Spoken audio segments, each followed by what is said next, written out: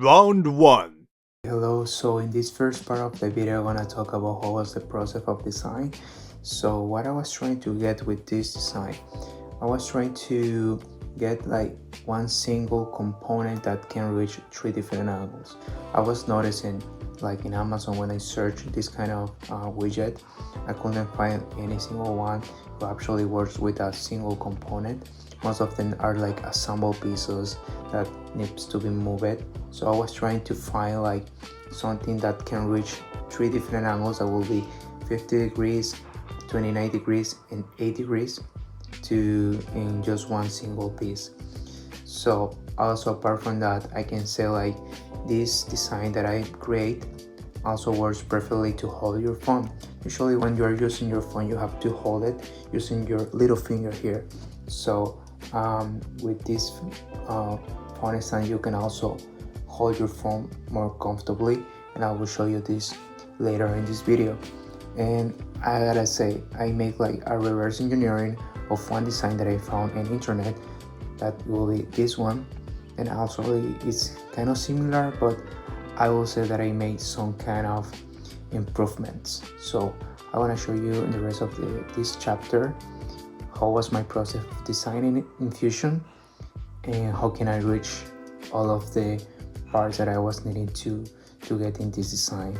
Process, there were not much challenges. The only one was to make sure that the radiuses used to hold the base of the phone were correct. So from there I just create a 3D printing prototype that you will see it now on the screen. Just to make sure that everything was working correctly. In the sketch you can notice all the dimensions that I use, like the angles, and after this I just create an extrusion of this sketch. I extruded 1.8, and at the end I just add some chamfers, rounding chamfers, to make sure that it was no Sharpie.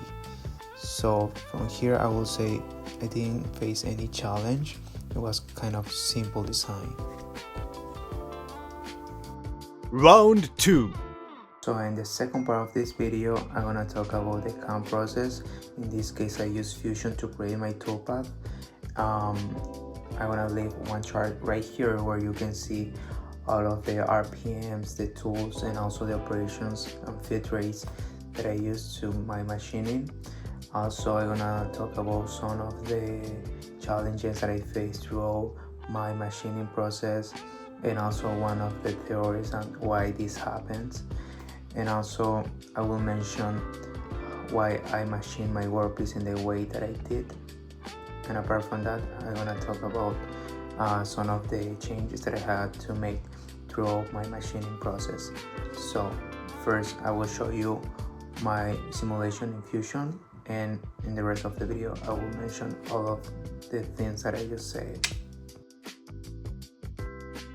In this first operation, there were not many issues. I set up the workpiecing device using 1 1/4 inch parallels and established my origin at the center of the material. I used a facing operation and adaptive operation for roughing both inside and outside the workpiece, and a contour operation for finishing those same areas. I didn't use multiple depths in this setup, although it ran very smoothly and took approximately 40 minutes. However, the problems start in the second operation.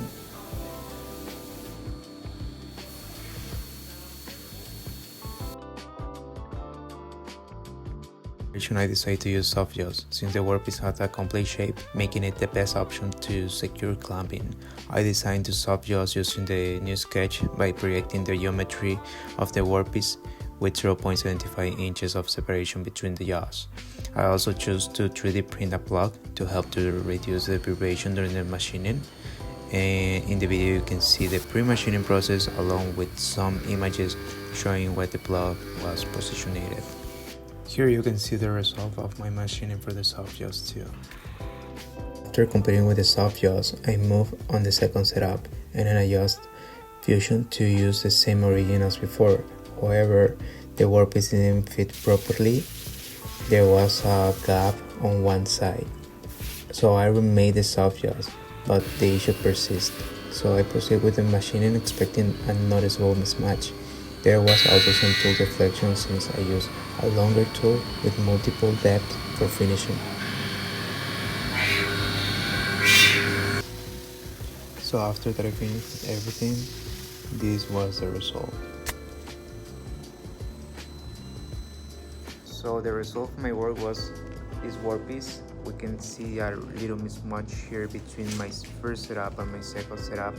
There was a little tool deflection for my second setup since I have to use multiple depths, and actually the tool was a little longer. So also I have some issues with my soft jaws. My theory is like when I was putting my soft jaws, I didn't verify if the vise was correctly aligned, so I should have to use the indicator for that. I will say it's nothing like really critical since it's just a phone stand. It still works really well, and like I said before, this is a new functionality that I discovered about this phone stand. Like you can use it just to wrap your phone to use it like this, so it's not really, you don't need to use this finger anymore. You can just use the two of these, and that will be it.